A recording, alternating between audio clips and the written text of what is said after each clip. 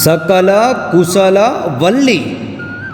इस स्तोत्र में अचिंत्य शक्ति युक्त 16वें तीर्थंकर शांतिनाथ परमात्मा के 6 विशेषणों के द्वारा शांतिनाथ परमात्मा की अद्भुत स्तवना की गई है। यदि इन 6 विशेषणों से विशिष्ट अरिहंत परमात्मा को हृदयस्थ करके अगर उनके प्रति अत्यंत आदरपूर्वक बहुमान पूर्वक हम इस स्तोत्र का उच्चारण करें तो हमारा परमात्मा के प्रति आदर भाव बढ़ जाता है। उनके परमोपकारिता आदि गुण नज़र के सामने तैरने लगते हैं और ऐसे नाथ का शरण स्वीकार कर स्व और पर के कल्याण की इच्छा तीव्रतर बन जाती है।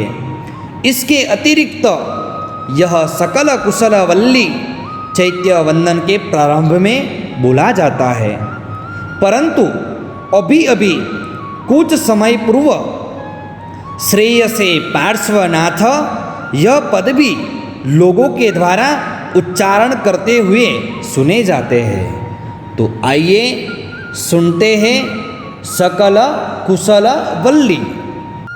सकल कुशल वल्ली पुष्करावर्त मेघो दुरिततिमिर भानु कल्पवृक्षोपमान भवजलनिधिपोत सर्वसंपत्ति हेतु स भवतु सततं वः श्रेयसे शांतिनाथ श्रेयसे पार्श्वनाथ।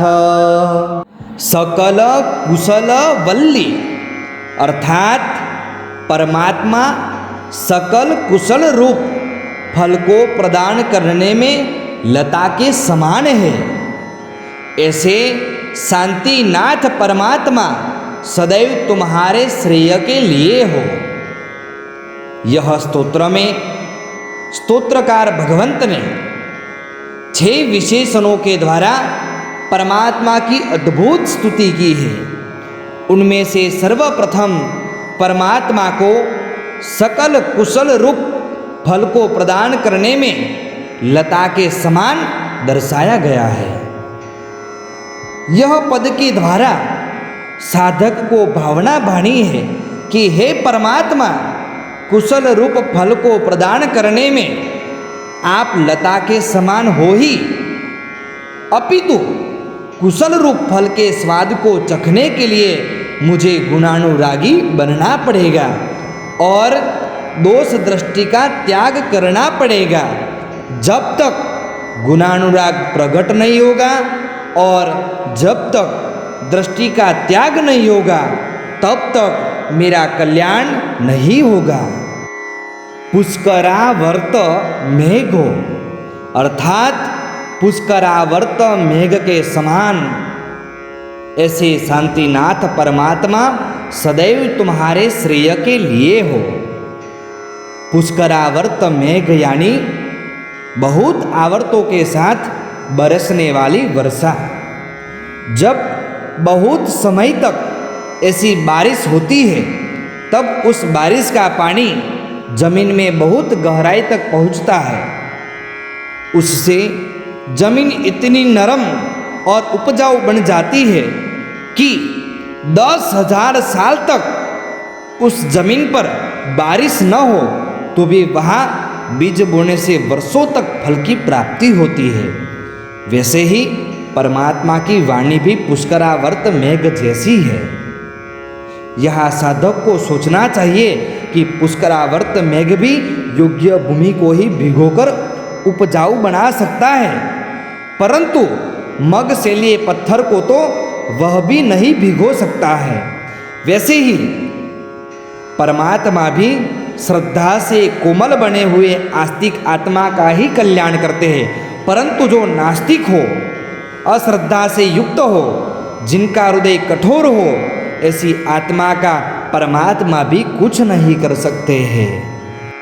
दुरित तिमिर भानु अर्थात पाप रूप अंधकार को दूर करने के लिए सूर्य के समान शांतिनाथ परमात्मा सदैव तुम्हारे श्रेय के लिए हो।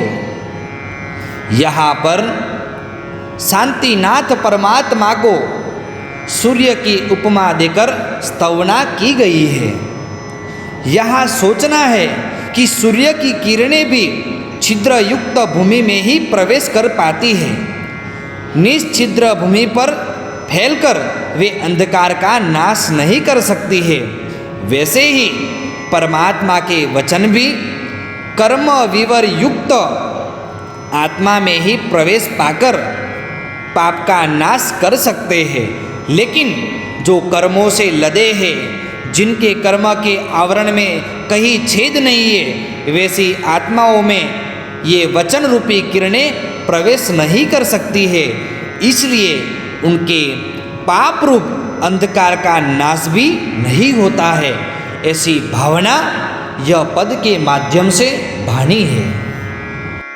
कल्प वृक्षोपमान अर्थात कल्प वृक्ष के समान शांतिनाथ परमात्मा सदैव तुम्हारे श्रेय के लिए हो।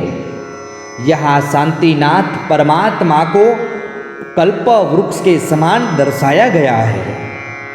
यहाँ साधक को सोचना चाहिए कि कल्प वृक्ष भी संगनी मनुष्य को ही फल प्रदान करता है, दूसरों को फल प्रदान नहीं करता। उसी तरह तीन जगत के नाथ परमात्मा भी जो अपने हित अहित का विचार कर सके, ऐसी योग्य आत्माओं के लिए ही कल्प वृक्ष के समान है। जो अपनी आत्मा के हित का विचार नहीं कर सकते हैं, वैसी अयोग्य आत्माओं के लिए परमात्मा कुछ नहीं करते। इसलिए यदि मैं अपनी आत्मा के हित की चिंता करूं, आत्महित के लिए परमात्मा की भक्ति करूं, तो ही परमात्मा मेरे लिए कल्प वृक्ष के समान हो सकेंगे। भव जल निधि पोतः अर्थात संसार रूपी समुद्र को पार करने के लिए नाव के समान शांतिनाथ परमात्मा सदैव तुम्हारे श्रेय के लिए हो। यहाँ पर शांतिनाथ परमात्मा की नाव की उपमा देकर स्तवना की गई है। यहाँ पर भव्यात्मा को सोचना चाहिए कि परमात्मा ने तो संसार रूपी समुद्र को पार करने के लिए संयम रूपी नाव बनाई है, लेकिन अपनी शक्ति के अनुसार यदि मैं सर्वांग या आंशिक भी इस संयम धर्म का स्वीकार करूँगा, तो ही मैं संसार सागर को पार कर सकूँगा। ऐसी भावना यह पद बोलते बोलते भव्यात्मा को भावना भानी चाहिए। सर्व संपत्ति हेतु अर्थात सर्व संपत्ति के कारणभूत शांतिनाथ परमात्मा सदैव तुम्हारे श्रेय के लिए हो। यहाँ पर शांतिनाथ परमात्मा की सर्व संपत्ति के कारणभूत ऐसी विशिष्ट उपमा देकर परमात्मा की अद्भुत स्तवना की गई है। यहाँ पर यह पद बोलते बोलते पुण्यशाली को सोचना चाहिए कि मुझे सुख देने वाली बाह्य या अभ्यंतर संपत्ति प्रभु की सेवा से ही मिलने वाली है। इसलिए अब मुझे श्रेष्ठ संपत्ति के स्वामी और उसे प्रदान करने में समर्थ ऐसे देवादिदेव वितराग परमात्मा की भक्ति में ही लीन बनना चाहिए। ऐसी भावना यह पद के माध्यम से भानी चाहिए।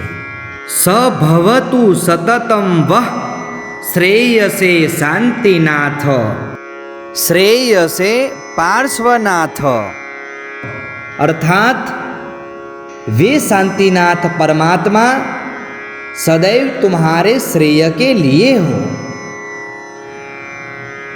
शांतिनाथ परमात्मा के जो विशेषण बताए गए हैं, उसी स्वरूप से परमात्मा का यदि स्मरण किया जाए तो सहजता से प्रभु के प्रति आदर और बहुमान भाव प्रकट होता है। जीवन की आवश्यक सामान्य वस्तु देने वाले व्यक्ति पर भी सज्जन व्यक्ति को सद्भाव हुए बिना नहीं रहता है, तो जो सब प्रकार के कुशल को देने वाले हैं, पाप का नाश करने वाले हैं, मांगे बिना जिनके पास से सब कुछ मिलता है, उनके प्रति आदर और बहुमान किसे नहीं होता है। समझदार को होता ही है और अपने उस सद्भाव के कारण उनका कल्याण भी होता है। यहाँ पर इस पद के माध्यम से कर्ता स्तुति करने वालों को मानो आशीर्वाद देते हो या उनकी श्रद्धा को मजबूत करते हो। वैसे कहते हैं कि शांतिनाथ परमात्मा तुम्हारा भी कल्याण करे। इस पद के द्वारा कर्ता की विशाल उदात्त भावना का दर्शन होता है।